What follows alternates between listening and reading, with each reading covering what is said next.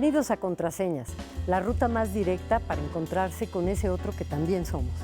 Nuestro invitado de hoy nació en Chiapas, creció en Galicia y asegura que la presencia de México, donde vive desde hace muchos años, sus selvas exuberantes lo marcaron desde que estaba en el vientre de su madre y que la capacidad de enfrentar la adversidad le viene de su parte gallega.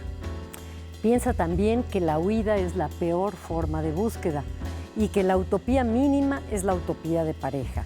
Piensa también que lo más difícil que uno puede hacer es vivir plenamente. ¿De quién estaremos hablando? ¿Ya adivinaron? Leonardo da Jandra. Leonardo, Hola, bienvenido. Leonardo. Gracias, queridas, qué gusto verla de nuevo. Gracias por la invitación, queridísima Rosa. Qué alegría verte. Gracias. Además, tenerte en la Ciudad de México, No es que tan no es fácil, fácil. porque no vives aquí desde No, hace... ya a mi edad ya no. Sí. Tu vida es muy aventurera, vives en todas partes. Has vivido en muchos lugares y naciste en Galicia. Bueno, naciste en México, ¿no es cierto? La verdad, ni sé dónde nací, ni mi madre sabe. Yo creo que uno es de donde elige ser, no de donde nace. El nacimiento es un accidente, ¿no? Pero estoy a gusto en Oaxaca ahora. Me gusta enfrentarme con la necedad de los oaxacos. Pero fíjate que es muy interesante el origen de tu vida migrante. Ahora te quedaste casi 30 años en las bahías de Huatulco, o sea, no es que seas un nómada, pero sin embargo creciste en Galicia y te viniste a México por decisión propia, por voluntad, huyendo de un asunto singular que es el servicio militar en España, Vaya. ¿no? Fíjate, y he dicho, bueno, lo han recordado, que la huida es la peor forma de búsqueda. Hay momentos en que creo que ya se rebasa tu capacidad de sobrevivencia, entonces recurres a lo que está más a la mano, que no suelen ser las soluciones más propositivas, pero cuando yo salí fue justo un día antes de que fueran a buscarme los militares franquistas para hacer servicio militar, y ese era el mayor sueño que tuvo mi padre. Se me decía en gallego: ya verás, cabrón, cuando venga al servicio militar vas a saber lo que es obedecer, ¿no? Porque tenía una pésima relación con él. Y me escapé por Lisboa, de Lisboa a Londres, y luego dije, pues a México. Ay, a ver, vamos a regresarnos un poquito con esa relación del padre, porque siempre el padre marca, la madre también, por supuesto, de alguna manera. Uno termina relacionándose con el mundo y con lo que escribe o por oposición, ¿no? O por reconocimiento. ¿Por qué tenías una relación violenta con tu padre? Yo creo ahora, con la edad, la experiencia, de cierta madurez, creo que fui muy mal hijo, la verdad. Por eso fue una de las cosas que yo insistí con mi compañera para no tener hijos. Dije, si saliera una chica como tú mañana, pero si sale un cabrón como yo, lo mato, me mata, ¿no? Y no, yo dejé de hablar con mi padre a los 12 años. Era un hombre muy trabajador, todo lo que hacía triunfaba, hacía mucho dinero, pero muy dominante y muy violento. Entonces, imagínate, era en la década de los 60, y a mí pronto me llamó la búsqueda del conocimiento gracias a un maestro, lo recordaré toda la vida, para que vea lo importante que son los maestros. Entonces, a partir de ahí me fui aficionando a determinadas lecturas y eso me generaba una insatisfacción básica con la familia. Y mi padre cada rato, poderoso caballero, don dinero, en fin, todas estas trofas del siglo de oro que yo no compartía. Y entonces tuvo un buen gesto, me depositaba el dinero en una cuenta de ahorros. A los 13 años me fui a Santiago, porque yo vivía en Las Rías, y cuando venía de vacaciones, él no me hablaba a mí. No, le decía a mi madre, mira esta mierda, parece una pinche mujer, en fin, bueno, en términos gallegos, por el pelito largo y todas estas cosas. Y no había manera de establecer ningún diálogo. Con el tiempo me fui dando cuenta de lo que yo era el hijo varón, el mayor, la esperanza del suyo, y mi padre era, como él vivió mucho tiempo en Nueva York e hizo mucho dinero, quería en aquel entonces abrir toda una red de supermercados que él había visto en Nueva York. Y me decía, tú termina la universidad y te compro el auto que quieras y verás que es aquí, vas a tener lo que quieras. Y yo decía, no tengo que escapar de este contexto. Porque estudiaste telecomunicaciones, sí, ¿no? bueno, lo que pasa es que fue la condición que puso mi padre para pagarme en Madrid. O sea, si yo le hubiera dicho a mi padre, me voy a ir a filosofía, olvídate, ¿no? En aquel entonces era el post-franquismo, era muy difícil. Claro. Y aparte, en filosofía tuve una experiencia desastrosa con el papá de Javier María, Dios mío, Julián María. Sí, era la cosa más horrorosa, autocitándose permanentemente. Fue el peor engendro que hizo Ortega y Gasset. O sea, la contraparte infernal de María Zambrano, Gaos, en fin, toda esta generación extraordinaria que él forjó. Pero lo que yo percibo ahora con el tiempo, y estoy muy agradecido, ¿no? Me hubiera encantado darle un abrazo, ahora ya a esta edad. No lo pudo hacer, él no tuvo capacidad para expresar su cariño. Pensó que era fundamental su papel dominante.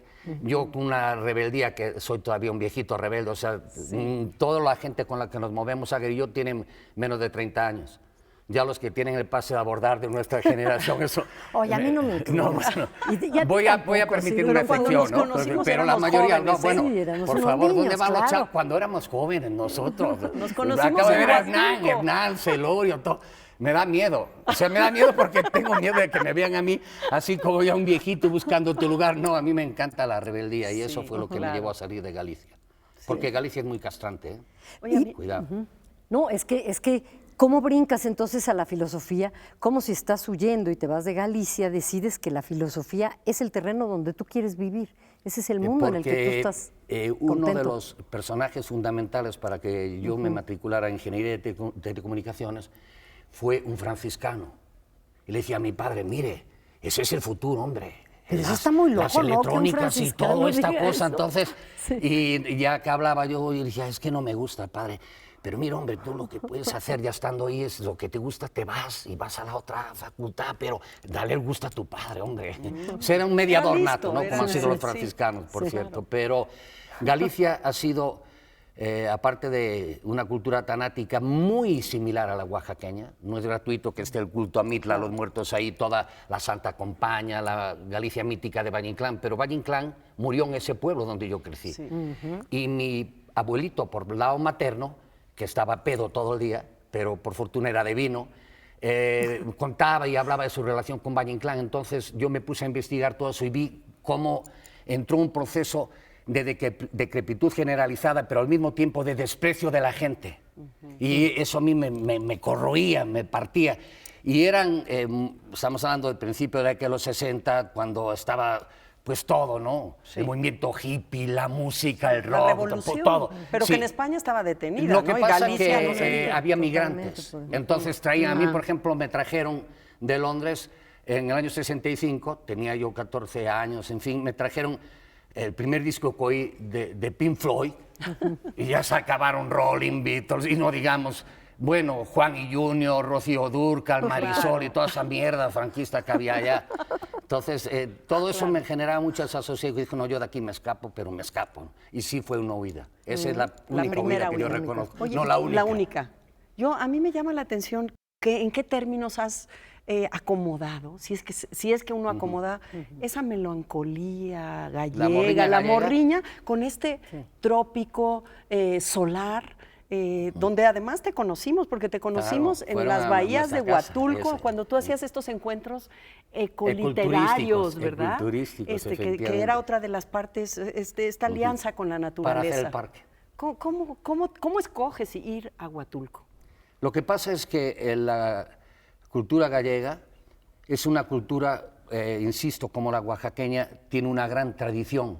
Y las culturas que tienen una gran tradición te enraizan y te dan seguridad, te sostienen, pero impiden el vuelo.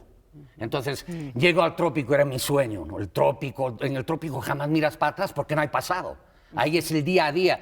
Y eso supuso para mi mente un reto que nunca había vivido.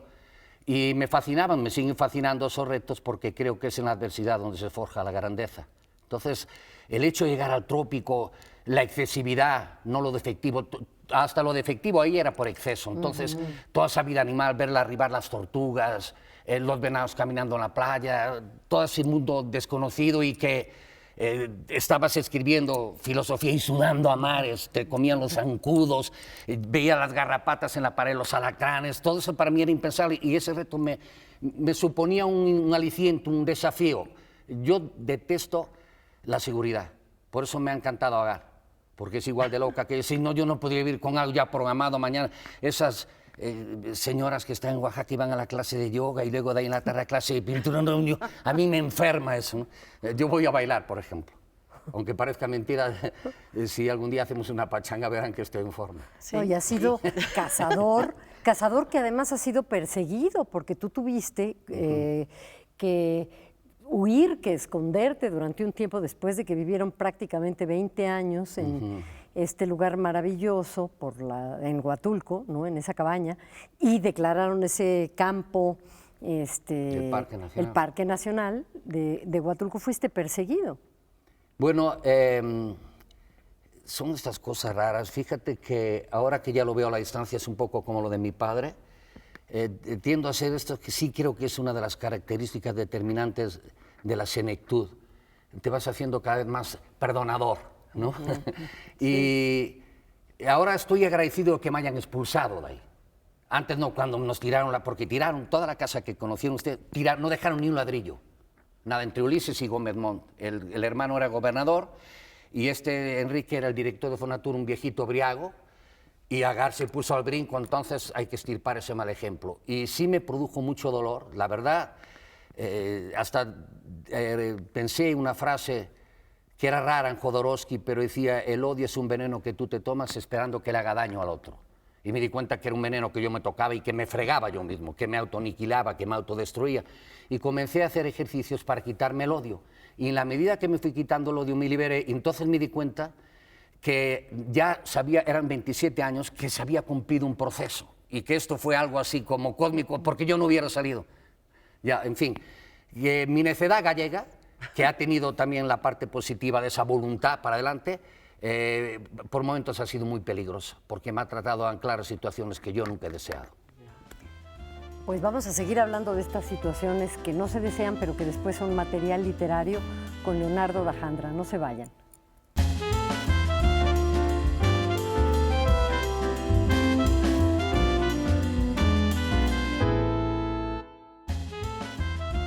Bueno, yo tengo una preocupación, ya que estamos en esto de intercambiar puntos de vista. No sé cómo percibieron ustedes nuestra generación. Pues recuerda cómo hacíamos la Feria de Guadalajara, íbamos a Huatulco, estábamos muy unidos, pero nunca logramos, por cuestiones quizás sociohistóricas, la repercusión que tienen ahora los jóvenes de la generación de Valeria Luiseri, Álvaro Henry, Yuri Herrera, Juan Pablo Villalobos, Antonio Ortuño. Y yo sí quisiera oír una opinión sincera. ¿Qué piensan ustedes de esta generación que tiene tanta trascendencia internacional? Nosotros jamás. Fíjate que me parece a mí una generación muy potente, una generación además muy cultivada, muy leída. Creo que nuestra generación no necesariamente venía de la academia y es una generación que crece en un mundo globalizado donde además entiende los procesos de internacionalizarse, de participar en concursos. Les toca otro momento también. Leonardo, a nosotros nos toca un momento más del periodismo, de la acción, como tú mismo encarnas, ¿no? Vida y obra, tú renunciaste a la academia. Creo que esa generación está más en las universidades, más en algo que les permite, además, tejer redes a través de las redes, paradójicamente, ¿no? Nosotros para vernos teníamos que ir a Huatulco a conocer tu cabaña, no nos mandaban fotos para ver cómo era esa vida. Hacíamos un esfuerzo físico distinto, ¿no? No sé si por ahí va, pero sí es una... Bueno, o sea que tú tienes una opinión muy favorable, ¿no? Yo sí. Y yo Bueno, también no creo favorable, que el muy, momento muy, es otro. muy objetiva, No, bueno, o trato de ser objetiva. no, pero también la percibo al mismo tiempo como un poco justificativa. Por eso yo insisto en esta pregunta, porque es un poco comprometedora. Nosotros fuimos la generación posterior al siglo de oro de lo que yo percibo como la literatura hispanoamericana. O sea, aquí mismo Rulfo Arreola, Paz, Fuentes, Bonetti, Carpentier, Lezama Lima, en fin, era una constelación abrumadora. Y ahora vean estos chicos un éxito, quizás merecido, no son torpes, yo los he leído, creo que ellos no me han leído, por eso hablo con ventaja. Yo sí los he leído. Y no veo ni por asomo una obra que esté a la sombra de estas grandes obras. O sea, olvídate de nosotros. Estoy viendo el éxito que ni siquiera tuvieron cuando, pues, no sé, a esa edad de 30 y tantos años yo percibo lo que hacía Onetti, Borges en El rastro de pollos, con Perón, o sea, como hablabas antes de La morriña, La saudade, pienso en el maestro Pessoa en una oficina de mierda. Estos son chicos high, o sea, buenos medios, escriben en los grandes periódicos, y pienso que, pues, esa grandeza, yo creo que ante el éxito y la muerte todos somos principiantes. ¿Realmente tienen ya alguna obra que esté al nivel de todo este aparato? Bueno, pero es que yo creo que ni siquiera se puede hacer esa comparación, porque porque de pronto generaciones como la del boom y los autores que estás mencionando son la excepción del siglo. Esto pasarán muchos años para que se repita. Estás hablando de una constelación de muchos que escribieron obras maestras y también tienes que ver que los antecedentes no constituían obras que les hicieran sombra o competencia y que el mundo ha cambiado su interés. Estos escriben las obras fundacionales, tú utilizas mucho ese término, estos autores del boom. Y ni hablar de García Márquez ahora que cumple 50 años, sus 100 años de soledad. Ese es el monstruo con el que nos tocó, coexistir sí, claro, también, qué maravilla. Claro. Pero la literatura además de que se ha atomizado, de que hay muchos más autores, hay muchos más lectores, ha tendido hacia buscar el yo, el cuerpo, las últimas utopías. Las utopías ya no están afuera, ya no tienen que ver con lo espacial, ni siquiera con los movimientos sociales o con explicarnos qué es América Latina. Yo pienso que son autores muy jóvenes todavía, y que sí tienen obras importantes. A mí Guadalupe Nettel me gusta muchísimo, Antonio Ortuño me encanta. Me parece que están explorando las pequeñas adversidades desde la batalla que uno da al tener el cuerpo que tenemos, al estar ubicados en el espacio en el que estamos, sin pensar en las grandes utopías o los grandes espacios. Emiliano Monge, pues yo qué sé. Déjenme jalar otra vez el agua para el molino de Leonardo. ¿Sabes por qué? Porque hablando de utopías que acabas de mencionar, y para que lo que tú dices, acabas de republicar, reeditar Entre Cruzamientos a 30 años de su publicación en la editorial que ustedes, Agar y tú dirigen, Avispero, que me parece muy importante, y tú estás muy en contacto con los jóvenes de Oaxaca a través de la revista, de los talleres, y esta idea de la utopía que tú centras en la pareja, en lo que has construido con Agar, a quien conociste en una gira de la Nopalera. ¿Cómo es esto? Yo me he quedado patidifusa con esta.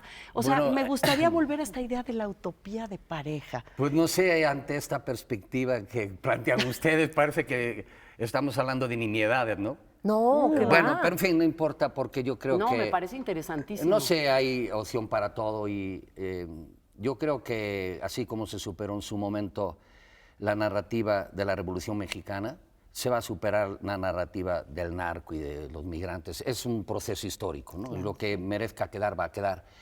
Pero lo de la utopía, ahora estaba en esta mañana recordando el tema porque fui a dar una charla en una preparatoria, la preparación en Toluca, y habría como 150 chicos y ninguno supo decirme que entendía por utopía. Cuando yo tenía la edad de ellos, la utopía era, pues es lo que quiero vivir, es lo que quiero hacer. Y tú hablas de la posesión del cuerpo, el sentido de la identificación autorreflexiva de la persona consigo misma, que es la base del egocentrismo, pero ahora para mí lo interesante, que es la fase utópica en la que estamos ahora después de la expulsión del paraíso, es la fase sociocéntrica, la relación con el otro. Porque ya lo hemos visto, tarde o temprano, una pareja, hasta un grupo que se aísla, termina saturándose. Lo vemos hasta en cualquier forma de animalidad. Llega un momento que necesitas más espacio, y nuestro espacio va relacionado con la frontera del conocimiento, ampliar tus relaciones de conocimiento. Entonces, veo aquí el reto en esos aparatitos, que por fortuna no hay ninguno aquí, que representan un avance tecnológico indudable. Cuando estábamos en Huatulco, allá en la selva, yo le decía a Agar, verás que en 10 años se va a inventar una tarjetita que podamos comunicarnos con el mundo.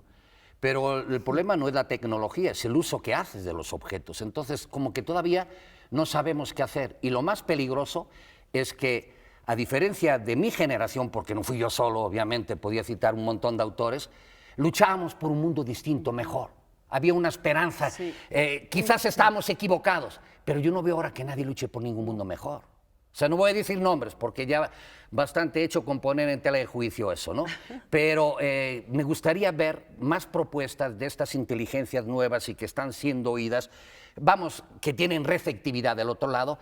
Carajo, ¿a dónde vamos? O sea, que vamos a caer en manos de este pinche neoliberalismo infame, que vas a un congreso como yo estuve de estética y le preguntas a una de las personalidades, disculpe, ¿cuáles son los parámetros para definir el arte? Antes era la belleza y ahora...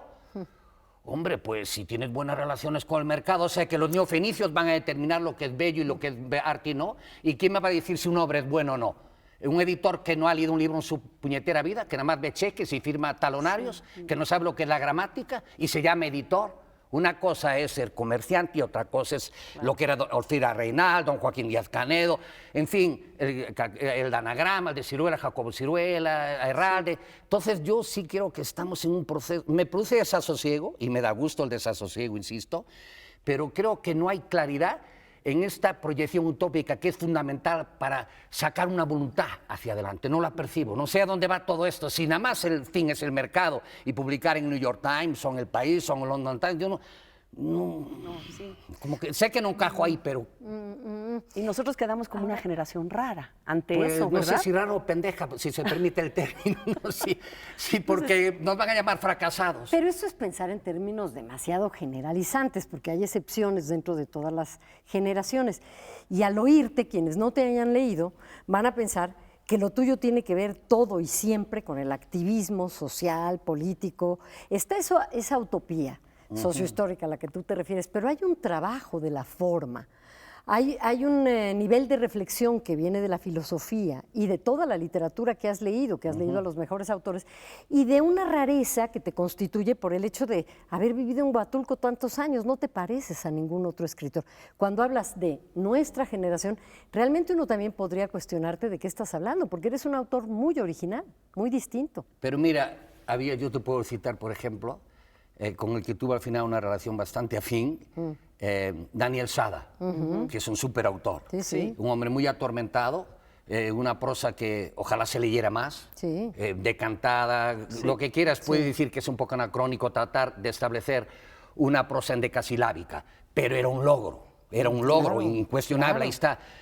Casos como su maestro, que me lo pasó por Gardea, un típico autor Jesús increíble, Gardea, El barro con buenísimo. el desierto, por Dios, Chihuahua. ¿quién hace eso? ¿No? Sí, Bueno, y podía citar casos quizás periféricos en otras literaturas. Creo que nosotros tuvimos la fortuna de no estar sometidos, por un lado, al estigma del mercado y por el otro, que es muy importante enfatizarlo, no nada más de una perspectiva de política infame como la que padecemos, no, del desprecio de las humanidades. O sea, lo que está sucediendo hoy en día con el cierre de las librerías en España, Argentina, Colombia, Chile, México, las editoriales. Acabo de estar con Lilla Mari, vive en Sucha, me vinieron a comer a la casa en Oaxaca. Están diciendo es que ya creo que vamos a cerrar Tumbona. Y por algo, perdón, pero por algo tú has fundado una editorial que se llama Por Avispero. necio. Y además Almadía, Y también con está Almadía con trabajas Quijas mucho. en No, Oaxaca. bueno, Almadía sí fue un caso extraordinario, nada más que los hijos desarrollan sus propias alas y se van con su vuelo. Ok. Entonces, hubo un poco de discrepancia, Almadía ya está ahí, son las dos editoriales que yo veo más o menos consolidadas, Almadía y Sexto Piso. Yo le apuesto más a Almadía, porque sé lo que hay detrás. Conocí todo el proyecto, conocí a Guillermo Quijas, muy chavito, lo ha hecho muy bien, pero al mismo tiempo sí tengo una preocupación muy genuina, porque cada vez los jóvenes leen menos. Los jóvenes entre 13 y 30 años no leen, están con toda esa información gratuita, efímera, intrascendente, que no te hace nada ni para desarrollarte como ser humano, ni para enriquecerte como idiota, que es a lo que lo apuestan los malos empresarios y los malos políticos. Entonces, en este contexto, yo sí creo que el trabajo que estamos haciendo, Agar y yo, es un trabajo más que vasconceliano, quijotesco, pero lo hacemos porque nos gratifica. O sea, hemos ido a 56 escuelas el año pasado. Llegar a Oaxaca, a una escuela de nivel bachillerato, y decir, a ver, chicos, ¿quién fue Vasconcelos? En Oaxaca. Y que nadie levante la manita. Vasconcelos, por Dios. Bueno, aparte de la cataplasma de Benito Juárez, que eso está bien para los priistas, a mí Vasconcelos me parece un personaje verdaderamente universal. Claro, O sea, fue el educador de América, el hombre que tuvo la capacidad de introducir todo lo que hizo José Ingenieros, que venía de Sicilia, que fue el primer filósofo del siglo XX en América Latina, con ese libro extraordinario, El hombre mediocre. El caso, todos los ateneístas trajeron esa filosofía, ese pensamiento, la preocupación por la identidad. Ahí salió Samuel Ramos, El perfil del hombre y la cultura en México. En fin, todas esas cosas, yo lo que percibo es que los chicos tienen modelos completamente inútiles, gratuitos. Hay que cambiarle los modelos a los chicos. Y creo que muchas de tus ideas están en este libro nuevo, Aforismos, estos aforismos que con esta introducción de Heriberto Yepes sensacional, estas frases contundentes. Recuerdo una que dices y que tiene que ver con lo que estás mencionando, que la ciencia es poder y prestigio, el arte es identidad, que estamos hablando de esa identidad. Aquí están muchas de tus ideas en aforismos, publicado por Avispero y entre cruzamientos 30 años después. Ya no nos da tiempo que nos platiques. 1, 2, 3, pero por lo menos que la clave de este programa sea aforismos, que lo busquen porque acaba de salir. Y porque, bueno, es un libro que no se va a leer de un tirón, ¿verdad? Sentados mientras... Bueno, es ideal, perdona que los interrumpa, porque tiene que ver con uno de los géneros mal cultivados por los jóvenes, que es el Twitter. Claro. Yo jamás me había dado cuenta hasta que me metí ahí. Y lo bueno de eso es que representa una nueva opción editorial. Hacemos 200 ejemplares, 100 firmados. Eso, si los quieres, es... para el bibliófilo, para coleccionar, porque la biblioteca es una extensión de la personalidad. Es malo tener una biblioteca con los libros que te regalan y no quieres ni lees. Los libros que debes tener son los que vas a releer, los que van a estar renovando como si fuera una floración permanente. Y regalamos la parte virtual. O sea, si no tienes dinero, no hay pretexto, no se agotó, está libre en la red. O sea, nos metemos a www.avispero.com y ahí está, voy a meter toda mi obra gratuita. ¿De qué voy a vivir? Yo antes tenía un personaje que decía, aliméntate de tu temor. Yo voy a alimentarme del amor. No sé dónde lo voy a sacar, aparte de mi mujer, pero voy a intentarlo. Pues de Etla y de todo este lugar y pues los jóvenes, igual ¿no? voy descubriendo ahora, en mi das. decadencia, voy descubriendo facetas interesantes que antes me parecían inaceptables y ahora... Igual, gracias a tolerar a los demás, empiezo a tolerarme a mí mismo, que es una de las buenas formas de tolerancia, ¿no? Aforismos, para leerlo, para tenerlo al lado del buró, de la mesa de noche, e irlo leyendo poco a poco, degustando todo, pues este resumen de lo que Leonardo ha venido escribiendo a lo largo de muchos años. Gracias, Leonardo, por haber estado con nosotros. Estupendo tenerte aquí. No, bueno, gracias, la verdad, y que nos hayan tolerado, ¿no? Y nos vemos el próximo jueves en Contraseñas. Hasta la próxima, Mónica. Hasta la próxima, Rosa.